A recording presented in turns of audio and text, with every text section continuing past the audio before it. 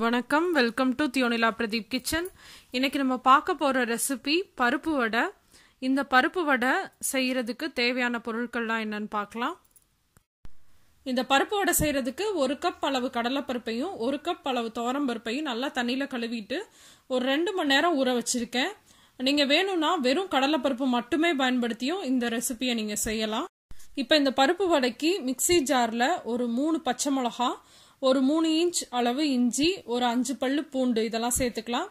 காரத்துக்கு வந்து பச்சை மிளகாய் வந்து நான் கொஞ்சம் பெருசா இருக்கனால 3 எடுத்திருக்கேன். சின்ன சின்னதா இருந்துச்சுன்னா நீங்க ஒரு 4-5 கூட எடுத்துக்கலாம். ஏன்னா 2 கப் அளவு பருப்பு எடுக்க போறோம். 1 டேபிள் ஸ்பூன் அளவு சோம்பு, அப்புறம் அது கூட வந்து ஒரு 4 வரமிளகாய் சேர்த்துக்கிறேன். இது எல்லாத்தையுமே சேர்த்துட்டு மிக்ஸி ஜார்ல கொரகொரப்பா அரைச்சு எடுத்துக்கலாம். இப்போ வந்து நம்ம பருப்பை இதோட சேர்த்துட்டு கொஞ்சம் கொஞ்சமா அரைச்சு எடுத்துக்கலாம். நிறைய பருப்பு இருக்கும், ஒரே தடவை போட்டிங்க அப்படின்னா வந்து அரைப்படாது.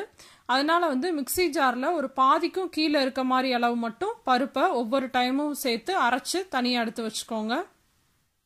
பருப்பை எப்பயுமே நல்லா மையா அரைச்சிடக்கூடாது, அப்போ வந்து வடை வந்து உங்களுக்கு டேஸ்டா வராது. ஒன்றும் பாதியமாக தான் அரைக்கணும். இந்த மாதிரி நான் அரைச்சிருக்கேன் இல்லையா, இந்த மாதிரி ஒன்றும் பாதியமாக அரைச்சிக்கோங்க. இதுலேயே வந்து அங்கங்கே வந்து பருப்பு வந்து கொஞ்சம் முழுசு முழுசாக இருக்கனால நான் வந்து தனியாக பருப்பு வந்து எடுத்து வைக்கல.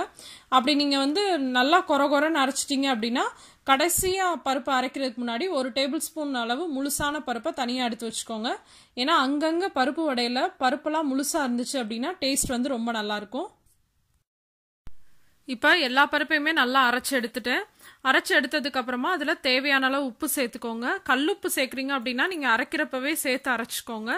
அப்புறம் வந்து நறுக்கி வச்சிருக்க கொத்தமல்லியும் கருவேப்பிலையும் உங்களுக்கு எவ்வளோ அதிகமாக வேணுமோ அவ்வளோ அதிகமாக போட்டுக்கலாம். டேஸ்ட் ரொம்ப நல்லாயிருக்கும். இதில் வந்து நீங்கள் முருங்கைக்கீரை வேணும்னா கூட போட்டுக்கலாம், அதுவும் இன்னும் நல்ல டேஸ்ட்டாக இருக்கும். அடுத்து இதில் ஒரு பெரிய வெங்காயத்தை பொடியாக நறுக்கி சேர்த்துக்கோங்க. எல்லாத்தையும் சேர்த்ததுக்கு அப்புறமா நல்லா அதை கலந்து விட்டுக்கோங்க. கலந்து விட்டுட்டு டேஸ்ட் பாருங்க. உங்களுக்கு உப்பு காரம் பத்தலை அப்படின்னா தேவையான அளவு உப்பு சேர்த்துக்கோங்க. காரத்துக்கு வந்து பச்சை மிளகாவை பொடியாக நறுக்கி சேர்த்துக்கோங்க. ஆனால் நான் சொல்லியிருக்க அளவே ரொம்ப பர்ஃபெக்டாக நல்லா வந்து டேஸ்ட் வந்து கரெக்டாக இருந்துச்சு. உப்பு கம்மியாகவும் இல்லை, அதே மாதிரி காரம் கம்மியாகவும் இல்லை, கரெக்டாக இருந்துச்சு எனக்கு. இப்போ வடையை தட்டுறதுக்கு ஒரு சின்ன பாத்திரத்தில் தண்ணி வச்சுக்கோங்க. தண்ணி வச்சு 2 கையையும் நனைச்சிட்டு அதுக்கப்புறமேட்டுக்கு ஒரு சின்ன உருண்டையாக எடுத்து 2 கைக்கும் நடுவில் வச்சு தட்டிக்கோங்க. எனக்கு வந்து எப்பயுமே வந்து வடை வந்து கொஞ்சம் சின்னதாக இருந்தால் தான் ரொம்ப பிடிக்கும். ஏன்னா அப்போ தான் வந்து நல்லா கிறிஸ்பியாக வரும். நான் எப்பயுமே சின்னதாக தான் போடுவேன். உங்களுக்கு வேணும்னா இதை விட பெருசாக கூட நீங்கள் போட்டுக்கலாம். இந்த மாதிரி தட்டினதுக்கு அப்புறமா இதை தனியாக எடுத்து வச்சுக்கோங்க. நீங்கள் வந்து எண்ணெய் காய வச்சதுக்கு அப்புறம் கூட இந்த மாதிரி தட்டி தட்டி கூட போடலாம்.